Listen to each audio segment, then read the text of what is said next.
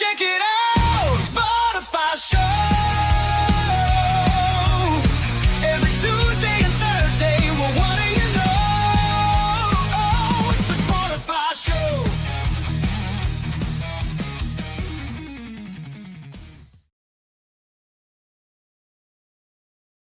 What up? It's your boy, The Real Ghost, back at it again. We got Dr. Dank as the co-host here, and we got Darty.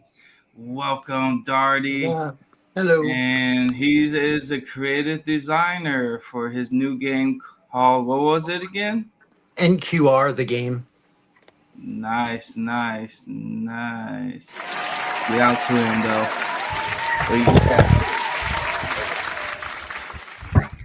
So let's get into it. All right, I got a couple questions here, and Dr. Dank's got a couple questions here. This is the Spotify show, if you guys don't know, and this show is called. This episode is called "What in the World."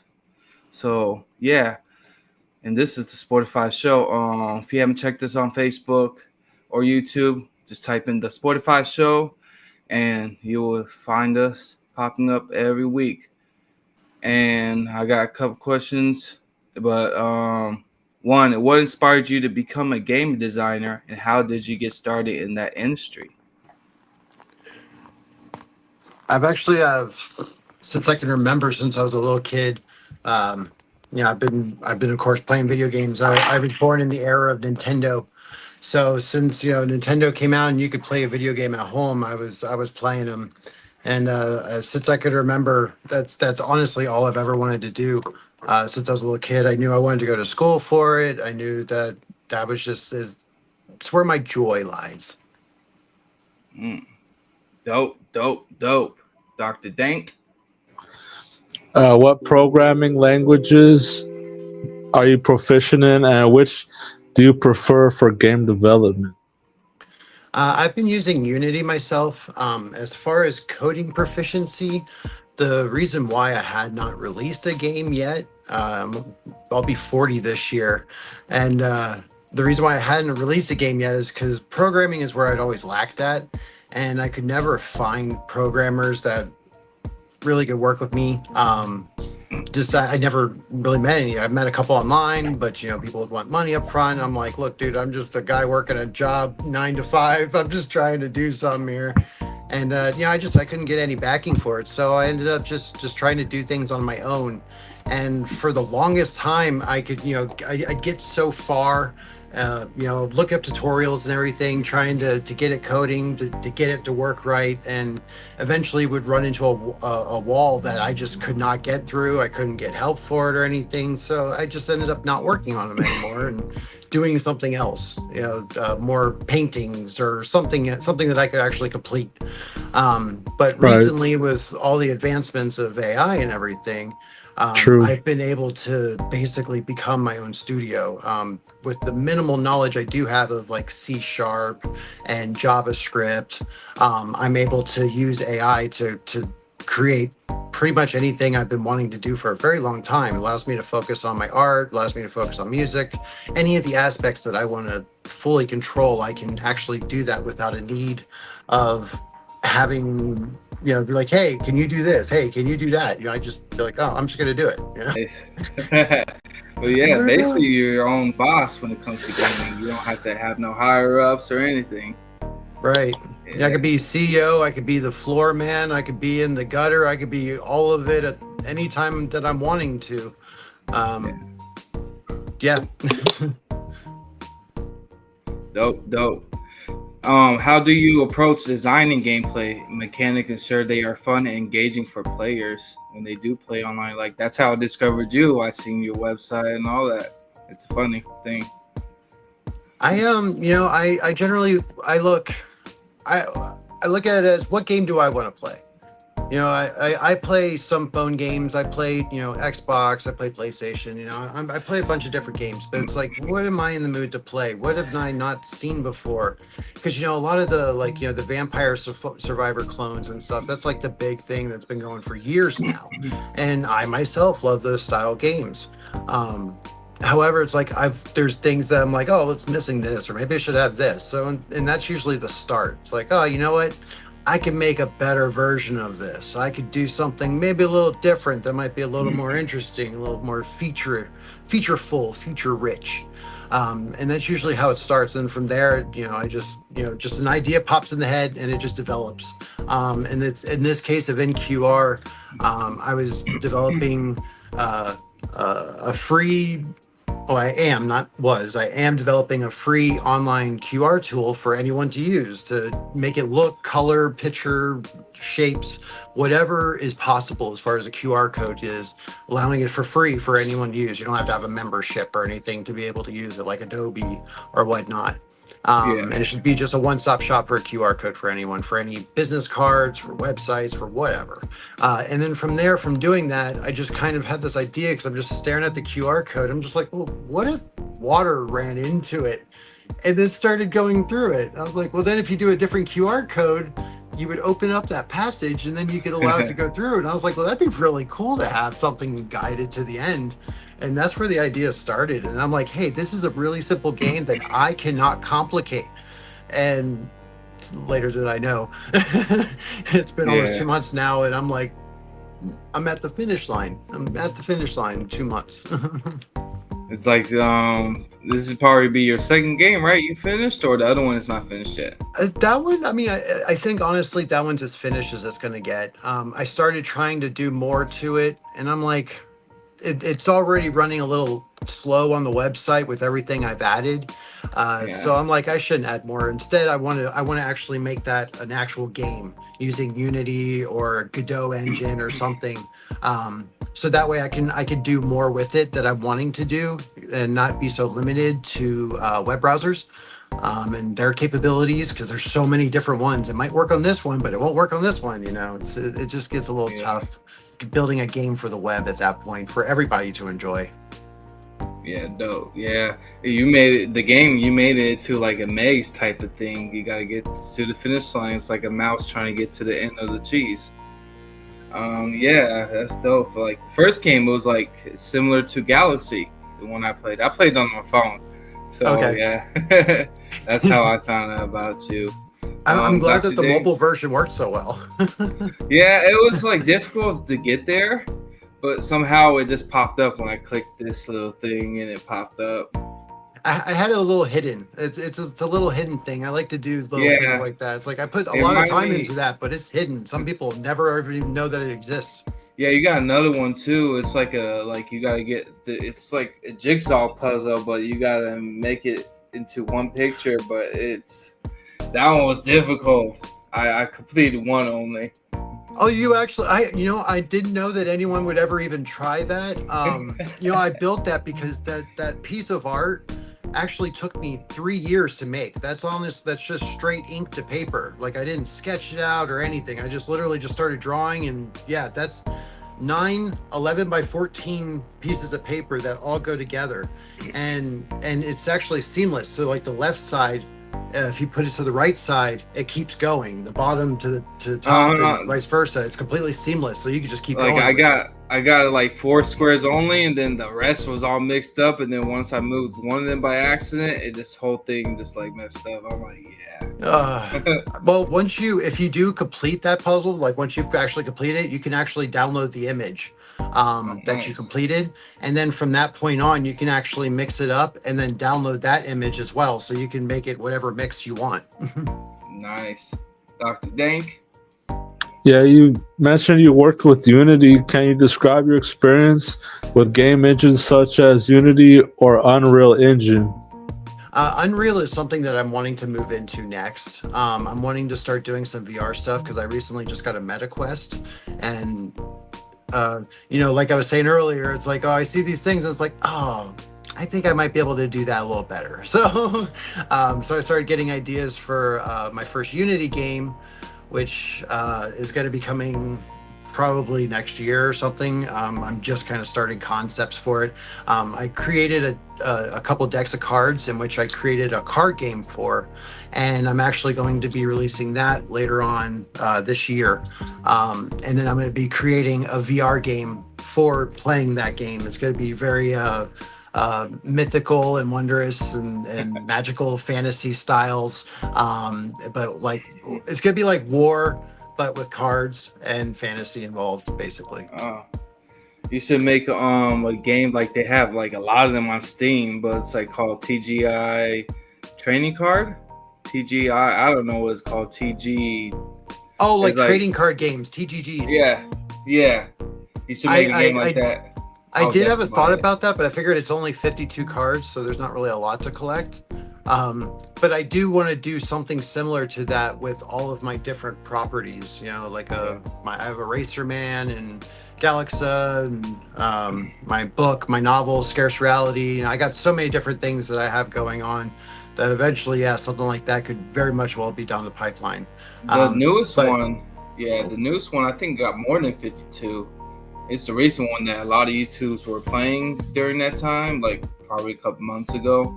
Right. And I was watching the heck out of those games because I always want to play it.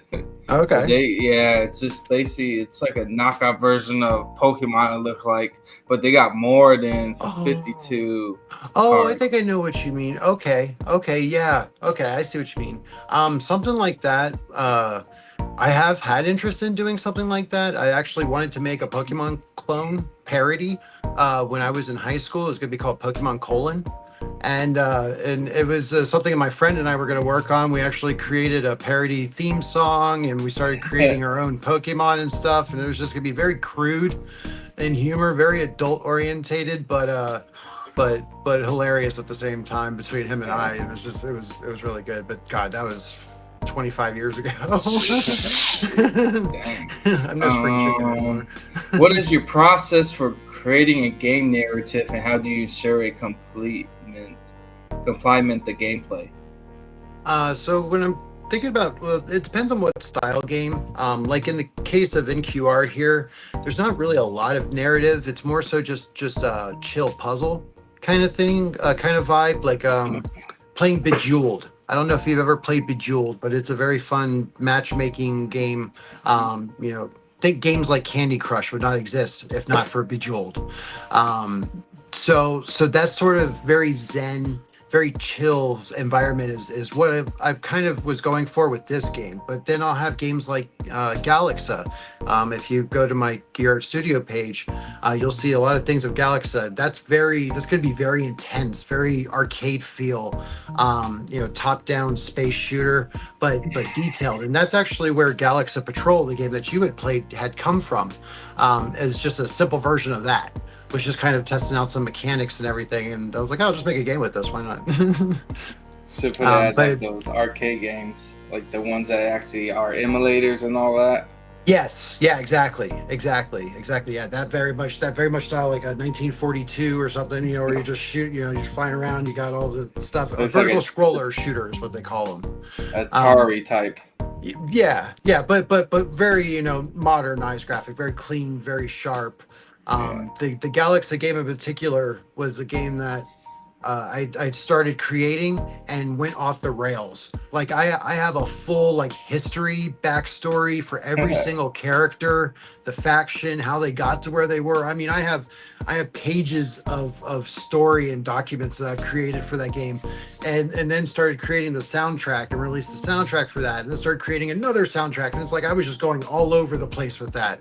So when I got the idea for NQR, I was like, finally, I have something that I can put a little focus in, or I can pizzazz it a little bit, but at the same time, it's going to be something that I can actually release and something I can actually complete for once.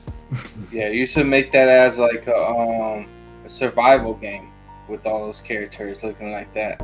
Oh, the Galaxa one? Yeah. That would be cool. Yeah. Well, there is actually a survival aspect to it. And then I have hidden branch paths. I have unlockable characters. Because you just start with two characters, and then the other two you unlock through playing. And there's a whole developing story arc and everything that you can kind of have control over the narrative yourself as a player. You can miss things and completely miss half of the story, and then just go through. You'll have a completely different ending than you would have if you found this person instead. Yeah. But let's get into your video. Stuff for the last couple of months.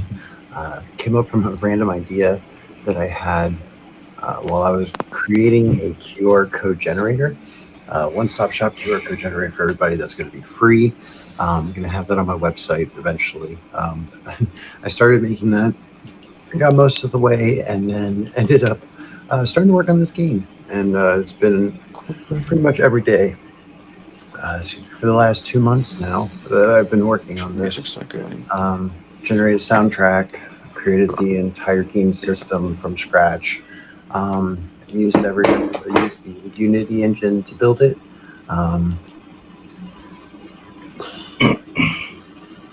When I first started, I was originally only going to have about 3 or 4 balls originally. Just dropping in. Actually, originally it was going to be fluid. Originally, I was going to do fluid, and I couldn't get it to work right. And apparently, I had to use balls to make it look like fluid anyway. And I'm like, well, screw it, I'll just make the balls. So I actually completely changed the logo from Fluid Simulator to Ball Simulator. And then I started making I made the 4 different balls at first. It was going to be very simple. I have a bad habit of complicating things. So I figured this game would be something I couldn't complicate too much. And I was half right. So I started off with 4 balls, and I was just going to stick with that originally. And then I got other ideas for other balls, and now I'm up to 30. So there's 30 balls implemented. I have a lot of them working currently.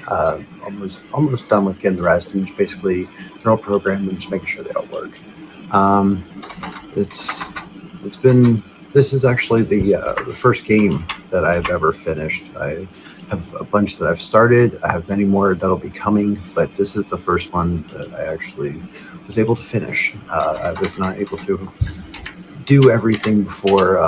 Luckily, with the advancements in AI and everything, it's made development a lot easier. I can basically be a full team by myself, using ChatGPT for coding, using Suno AI for generating music, using Photoshop for creating images, also Leonardo AI for base ideas and editing in Photoshop. Also used Illustrator for creating a lot of vector files. All the balls I created in Illustrator. I'm actually going to have a poster with all the balls. I was thinking about doing them all on a shirt too, but we'll see how much traction the game gets I get. Yes. Let's see. There's a total of 42 achievements. Most of my games, everything that I make, cartoons, anything like that, always have some sort of cultural reference to things that I enjoyed growing up. In this case, the achievements being 42 is directly relating to Hitchhiker's Guide to the Galaxy. It's one of my top 5 movies, or as they call them, the Rushmore. My Rushmore of movies it's one of my 4. Fifth Element, Hackers. I have other 2 I can't really think right now, but those 2 always. Those I can watch those at any time. So I have a lot of cultural references dealing with this. A lot of achievements, balls you'll recognize. I have a ball called the Edge Runner ball, which deals with kind of a Blade Runner, and also an Edge Runner game itself where you just kind of do a lot of running. I have a collector ball, which is familiar color scheme of a ball that most people know.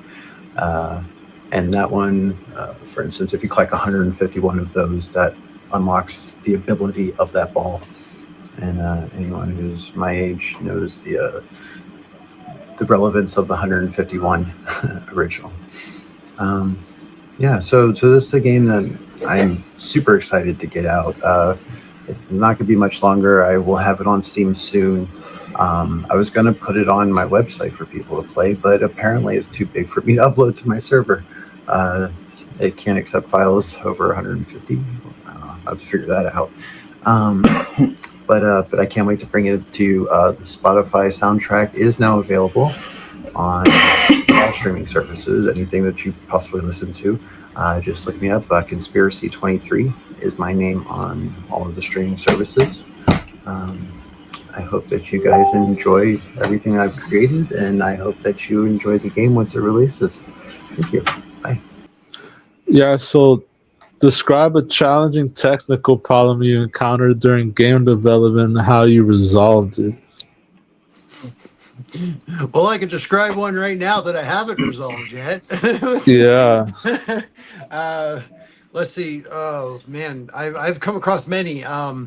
Because I've never made a game in this fashion before. So, coming into it, I didn't know exactly where to start. So I'll start with this base, and I get a game working and everything, and then it's like, okay, now how can I complicate it? So I'm like, okay, well, let's add this and let's add this, and like for instance, the moment that I'd added, um, the QR code. Okay, so at the end, you'll see in the video, once you finish a round, if you lose, the QR code like kind of spreads apart and then collapses. And that right there took me a week just to be able to do that.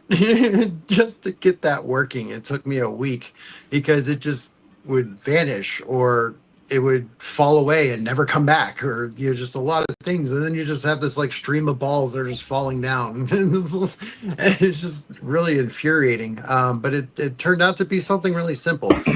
Any errors, any bugs that you find in a game is usually like one letter or one capitalization wrong, and it just throws the whole Yeah. thing off.